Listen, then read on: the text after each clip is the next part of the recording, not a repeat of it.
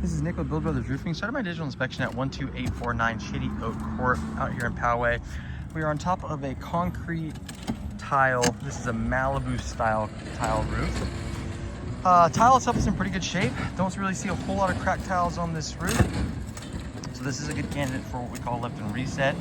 Now, the common misconception is that the tile is what the most important part of the house is, and that the tile is what's protecting the roof, when in reality it is the underlayment, the paper, that's protecting everything. So pulled a couple tiles down.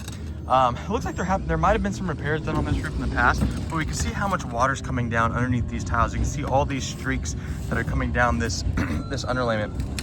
Now, this underlayment appears to be around 25 years old or so. Typical underlayment like this, 25 to 30 years. Typical underlayment like this is going to last anywhere from 25 to 30 years.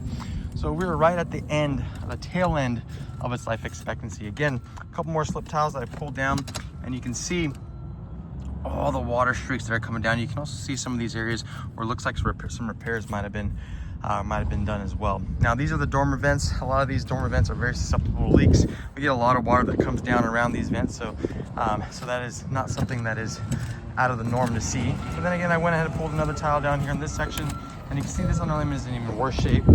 This underlayment is very dirty, it's very smooth, very brittle, very fuzzy almost to the touch. So new fresh underlayment is going to be very thick, very gritty and granular to the touch, and this product is none of that. And then same thing over here. You can see just how worn out this paper is. Now, this roof could very well have another 5 years left or so on it, although the homeowner is looking to add solar panels to this roof. So it's very important for any homeowner to be aware of how old the roof is and what the condition of the roof is before putting solar panels on the roof, because there's a cost associated with removing and reinstalling solar panels. So you want to make sure that you are installing these solar panels on an area of the roof that is not going to be having to be replaced in the next 5 or 10 years or so.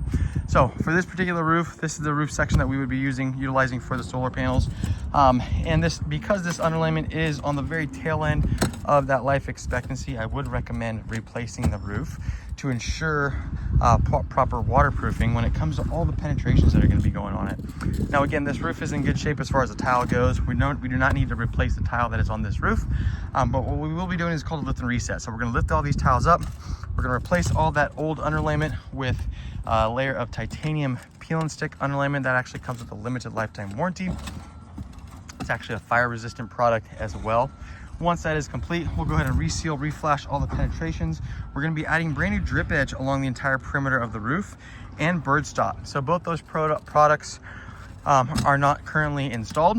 And that is telling me that the roof is at least 25 years old or so, because those become industry standard around that time.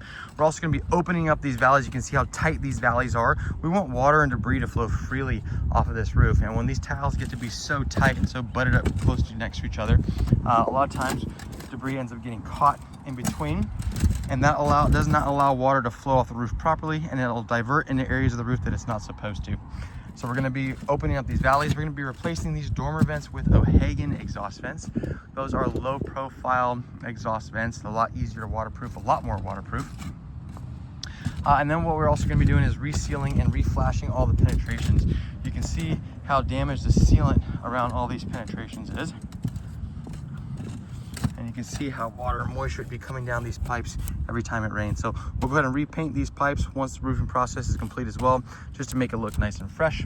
But in my professional opinion, especially if the homeowner is looking to add solar panels to the roof, it would be a really good idea to be proactive when it comes to replacing this roof, especially with all the penetrations that are going to be going on in it as well. That's it for my inspection.